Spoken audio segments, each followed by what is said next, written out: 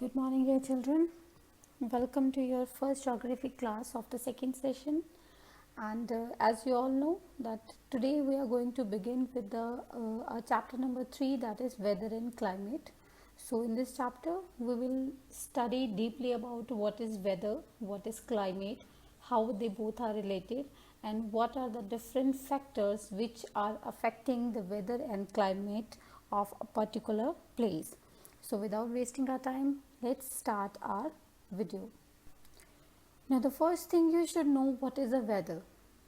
The state of atmosphere at a given time and given place is called weather. I am repeating, the state of atmosphere at a given time and given place is called weather. Moving on to the climate. Now what is the climate? The average weather conditions with extreme variations. For a longer period of the time, a particular place experience which kind of weather conditions? All the average conditions experienced by that particular place with the extreme variation, either it is having the high temperature, low temperature, hot weather is there, or the cold weather is there. All these things combined and makes the climate of that particular place. Moving on to the elements of weather and climate, there are various elements of weather and climate which affect them and make the weather and the climate of a particular place.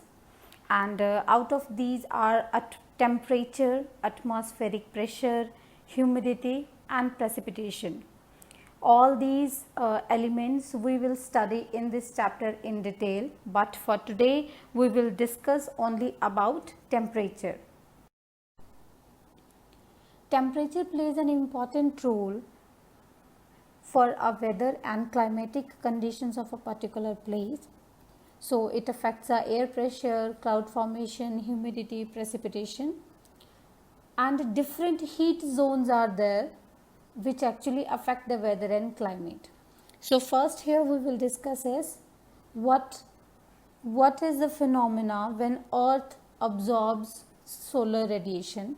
So the amount of solar radiation received by the earth's surface is called the insolation, and the solar energy travel to the earth as the electromagnetic radiations. Now electro means electricity, magnetic means magnetic character, means that is having the both character, electric as well as the magnetic field is associated with that. The incoming solar radiations is received in the form of the short waves, and these waves reach to the earth's surface without heating the atmosphere. So now due to this, the terrestrial areas started getting heated up, and as a result the earth's surface start heating up. Moving further, how the temperature affects the different places. Now the latitude of a place plays an important role, that how much the solar radiations are absorbed by the particular place. The places near the equator receive the direct sunlight, so they will be absorbing the more heat, means insolation will be more over there. But as we move away from the equator, then due to the curvature, the places receive the sunlight with an angle. As a result, the heating effect decreases. Now the length of the day and night also depends upon the amount of the heat and the time for which the particular place is receiving the heat. In the same way, the land is getting faster, land gets heated faster than water due to the larger latent heat than water.